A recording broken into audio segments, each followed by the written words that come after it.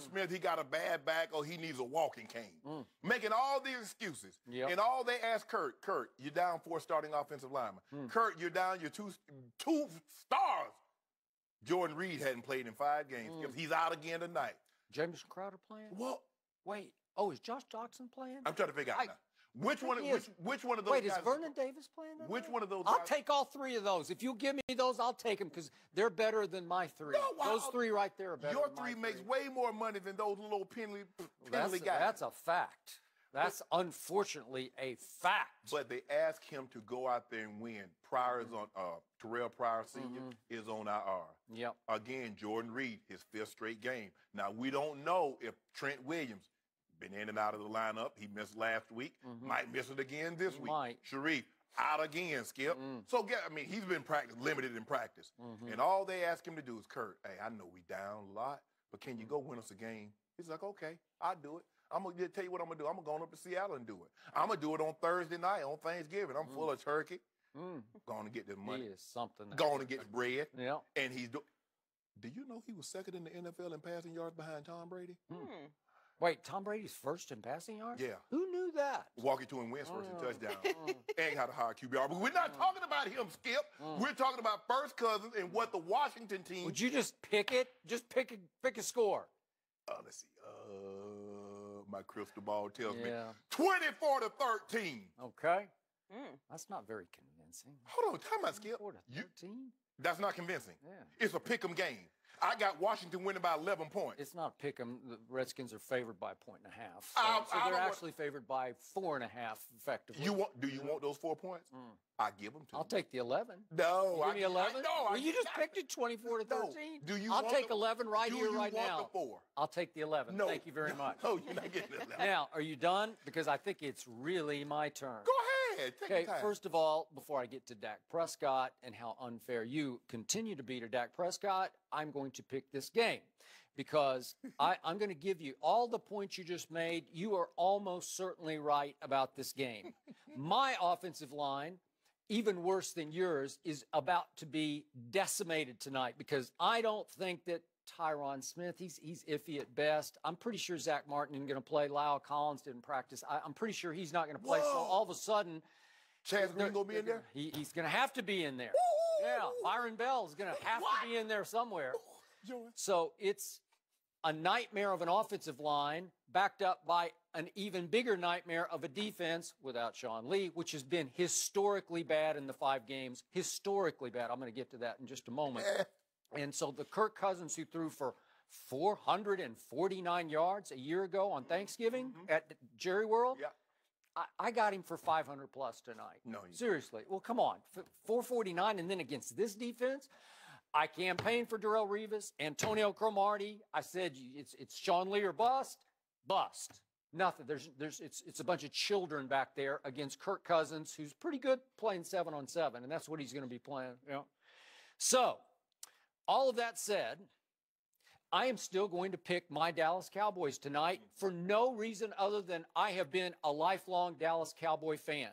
And this is historically, to me, the best rivalry in pro football. If you look back historically, the craziest, wildest, most inexplicable, bizarre, surreal things have happened in this rivalry when you least expected it, all the way back to somebody named Clint Longley throwing a touchdown pass to Drew Pearson on Thanksgiving Day. Do you remember this one? Way back in 1975. Boy, I think you should know this game. I was like 2 months old. Yeah, okay.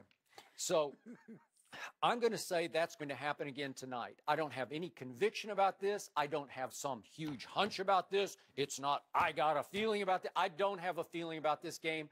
I just think it will be a cliche game on emotion and guts and heart and pride, or what are all those things, whatever's left in that Cowboy locker room. I think it will be on display tonight. And I think that Kirk Cousins will throw at least 1 interception because it's going to take at least 1, and it's going to take at least 2 turnovers forced by a defense that over the last 3 games has forced 1 big turnover. Yeah. So that's going to have to happen because Kirk Cousins is, I remind you, 1-5 against my Cowboys. Yes. And he did lose at home on a Monday night to, remember that Matt Castle guy? How long ago was that, Skip? Yeah. Well, it was about 3 years ago now. Yeah. What happened the last 3 weeks? Y'all So, lost 3 games. Kirk Cousins lost twice to Dallas last year, and he's already lost once to him this year. So I'm just going to say some Kirk Cousins factor will happen tonight, and I'm going to go Cowboys 24, Redskins 23. And I will take the 11 points if you give me right now. No, I'm not giving them to you. Now, back to what you've been saying about Dak Prescott. I think your argument against Dak Prescott has been misguided, foolish, lame, a very easy leap to a conclusion that is completely wrong, and maybe your handful of Twitter followers have backed you on this and validated what you've said because they hate the Cowboys as badly as you do. But here is the truth. Now I'm going to spit some facts at you. Sean Lee was in the lineup last year for 16 games. They went 13-3 in those games. This year, he has been in the lineup for 6 games, and they went 5-1. So over the last 2 years, they have been 18-4 with Sean Lee in the lineup. Would you say that's pretty good? Yes. 18-4 is pretty good. Without Sean Lee this year in the lineup, they are 0-5.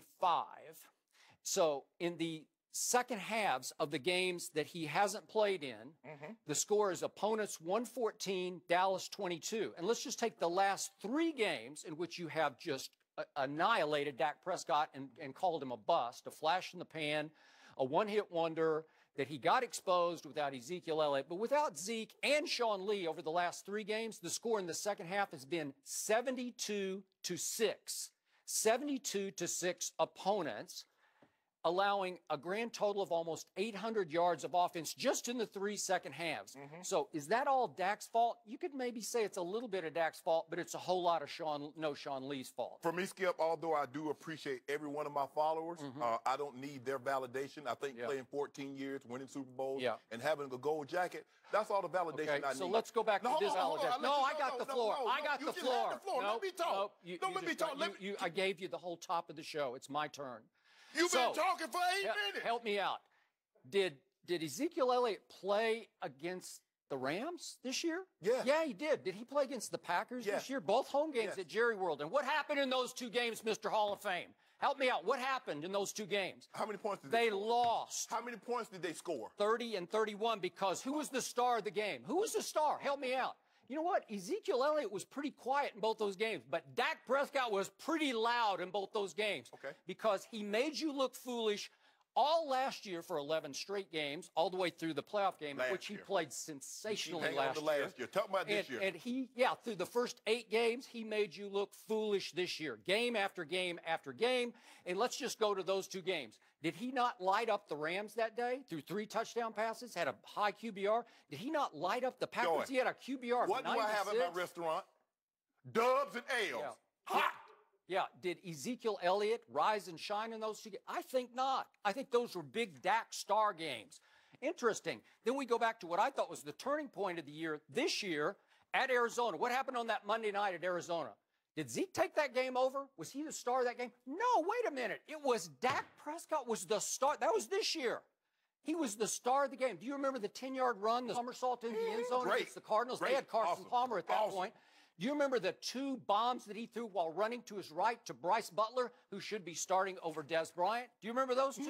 It was a 3-play game, and Dak Prescott made every play in that game and looked like a star.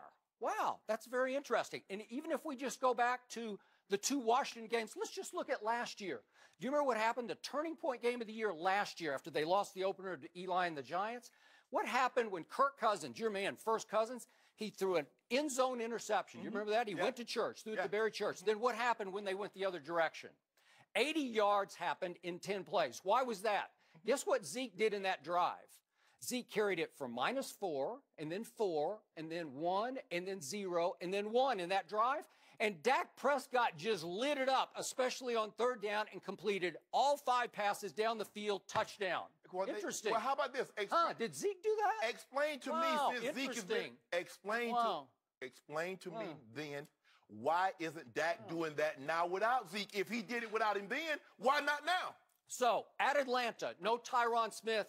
Dak Prescott got sacked 8 times, not 3 or 4 times. He got sacked 8 times from his blind side. How easy is that, Mr. Hall of Fame?